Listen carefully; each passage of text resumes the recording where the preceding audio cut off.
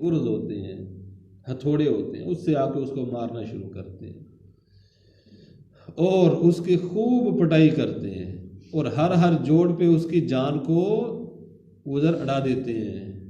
फिर उसकी खूब पिटाई, उसके बाद उसकी रूह निकाली जाती। लंबी हदीस है, मैं तो मुख्तसर सुना रहा हूँ, लंबी तो उसके लिए घंटा चाहिए। उसकी जान निकाल ली जाती है, उसके बाद उसकी जान जो है ना, उसको भी कोई इस्तिकबाल नहीं, कुछ नहीं। ये उसको कहा जाता है, ये बदबूदार, ये लानत वाली बदबूदार फटकार पड़ी हुई ये रूह है, इसको कहाँ फेंका जाए? अल्लाह ताला फरमाते हैं इसको जहन्नम के नीचे फेंक दिया जाए।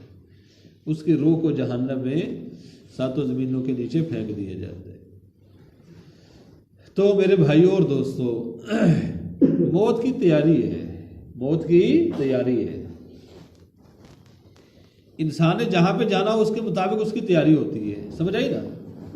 एक बंदे ने यहाँ से जाना है, मुल्तान जाना है, मुल्तान जाना है, तो वो अपने घर वालों से कहता है मेरे कुछ 5 7 3 4 जोड़े जो है ना मेरी इस्त्री करके रखो बैग में, और 1 2 कोई जूतियों के जोड़े रखो, और कोई, समझ आई ना। घर वाले कहेंगे यार बेवकूफ़ सा बंदा, ये इस मुल्तान जाना है, सुबह जाएगा शाम तक वापस भी आ सकता है, 2 घंटे जाने के 2 घंटे आने के, घंटा उधर बैठने का, ये क्या रहे 3 4 जोड़े कपड़ों के, समझ आई ना।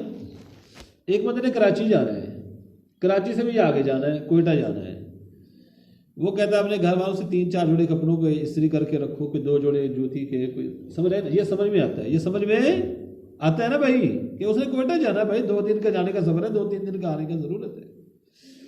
तो मेरे भाइयों और दोस्तों, हमारा जो सफर है मौत का बहुत बड़ा सफर है, समझ आइए ना। ये मैंने मिसाल दी है सिर्फ समझाने के लिए, मौत का एक लंबा सफर है, लेकिन हमारे पास हम क्या तैयारी कर रहे हैं, क्या तैयारी कर रहे हैं। यहाँ से लाहौर जाना हो तो पूरी तैयारी करके जाता है, कोई 20-30 हज़ार रुपये जेब में भी रखता है, पीछे आगे फ़ोन में राब्ते भी करता है कि परेशानी भी बन सकती है।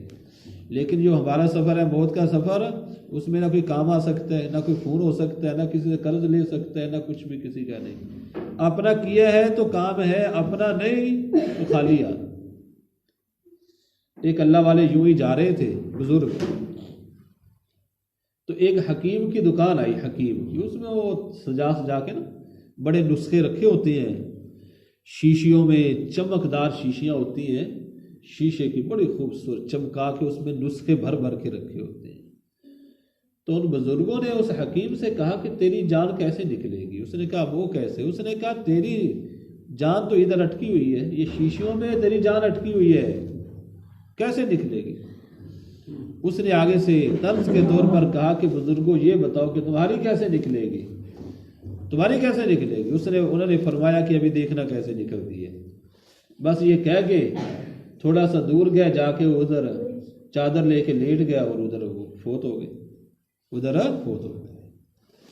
तो मेरे दोस्तों और अजीजों, दुनिया में मुख्तसर, आखिरत के लिए ज्यादा, समझ आई ना।